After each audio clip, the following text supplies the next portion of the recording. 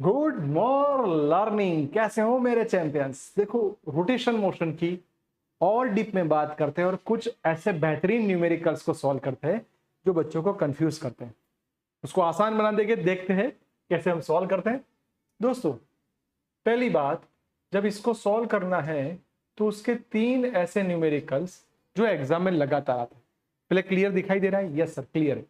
तो स्टार्ट करते हैं आज का पहला lesson. First numerical, torque of equal magnitude applied to the दो statement, hollow cylinder and solid sphere.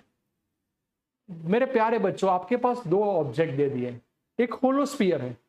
Sir इसका मतलब इन दोनों का टॉर्क इक्वल है।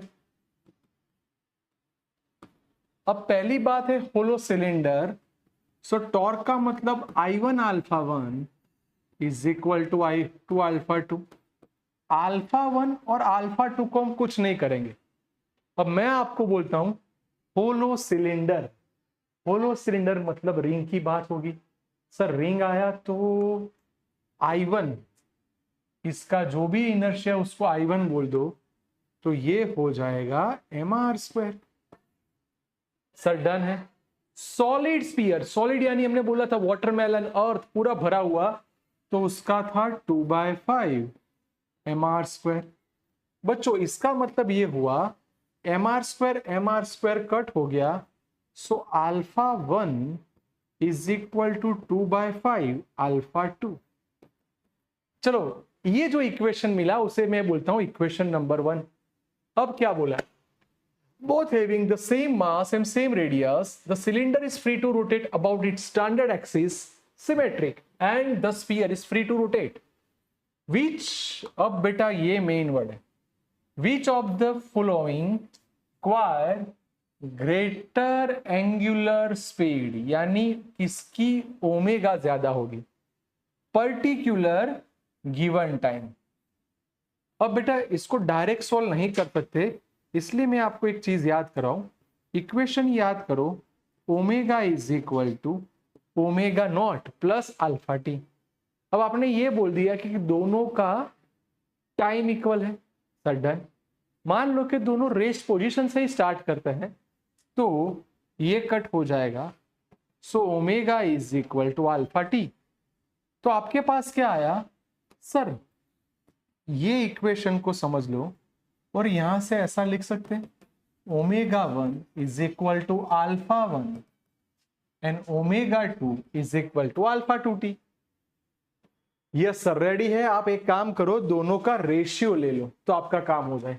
सर एक काम करते हैं, दोनों का रेशियो ले लो, चलो फटाफट। सो omega 1 alpha 1t upon omega 2 alpha 2t। चलो बच्चों, टी कट हो जाएगा, तो हमारे पास अब क्या हुआ? Sir omega 1 by omega 2, alpha 1 का फॉर्मूला मेरे पास रेडी है 2/5 अल्फा 1, और सॉरी यहां पे अल्फा 2 देख सकते हो, alpha 2 cut, so omega 1 by omega 2 is equal to 2/5। देख के ही पता चल गया सर, ये रेशियो समझ लो। So omega 2 is greater than omega 1, क्योंकि ओमेगा 2 5 होगा, ओमेगा 1 2 होगा। क्लियर बच्चों कि सर ओमेगा 2 ज्यादा है, तो 2 मतलब कौन था? सॉलिड स्फीयर, तो उसकी ओमेगा ज्यादा होगी। बोलो सिंपल है। 2 मतलब क्या था बेटा? सॉलिड स्फीयर, तो उसकी ओमेगा ज्यादा होगी। पर सर मैं ये न्यूमेरिकल नहीं करना चाहता, और अगेन जो मैं बोलने वाला हूं याद करवाऊं कि सर हमें JEE, नीट ऐसी कोई कॉम्पिटिटिव एग्जाम की बात कर दी है और हमें इसका आंसर फटाफट लाना है, तो क्या करेंगे?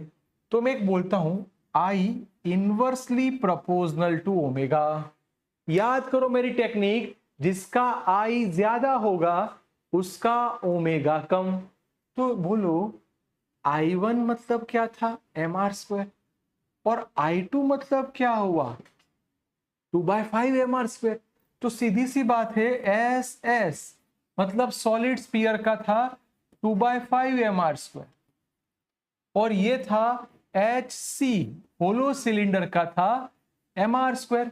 मैं देख के ही बोल सकता हूं सर ये वैल्यू कम है, 2/5 मतलब 0.4 जैसा होगा, तो इसकी इनर्शिया कम, तो इसकी ओमेगा ज्यादा। जिसकी इनर्शिया कम उसकी ओमेगा ज्यादा। बोलो done sir, first numerical is done. Now what about the second numerical को